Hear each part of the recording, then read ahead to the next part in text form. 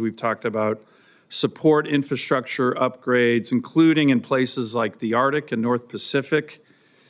By the way, I showed you that chart in my office, Russian and Chinese incursions in the North Pacific and the Arctic. We got to update that chart. Last night, the Russians were again in the Alaska ADIZ. Our military did a great job of intercepting them.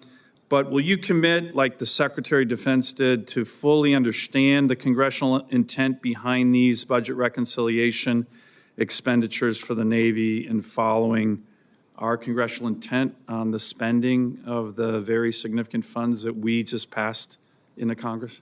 Senator, I not only commit to it, but if confirmed, I will advocate that it's spent in that way. Right, thank you. Finally, back to shipbuilding. Again, want to compliment the chairman here on his leadership. CRS put out a report, Congressional Research Service, called the Navy's in the biggest shipbuilding crisis, building, maintaining, and manning ships in almost a half a century. That will be a huge priority of yours, I know.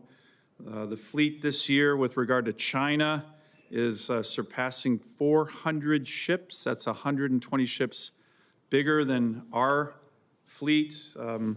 I recently saw the 1984 through 1988 Reagan 600 ship buildup. I'd like to submit this for the record, Mr. Chairman. Without objection. It's remarkable what our country did with a much smaller workforce, a much smaller economy, to get to essentially 600 ship Navy. It's amazing. 124 new construction ships, new ships completed from 1984 to 88. Can you just give us again, I know we focus on a lot today, it's so important, what you think the shipyard of the future looks like? One of the provisions in the NDAA that I got in this year talked about the Navy looking at a West Coast shipyard and the need for that. I know a lot of leadership in the Navy thinks we need that. Quick answer on that, the shipyard of the future and what that might look like to catch up and get out of this crisis, catch up with the Chinese, but get out of this crisis that we're in right now. We may want to give a brief answer and supplement that on the record. Okay. Well, I can tell you it's going to take a world-class workforce, one that's not attriting in double digits. It's going to take more robotic autonomous systems to get their production and quality done on time.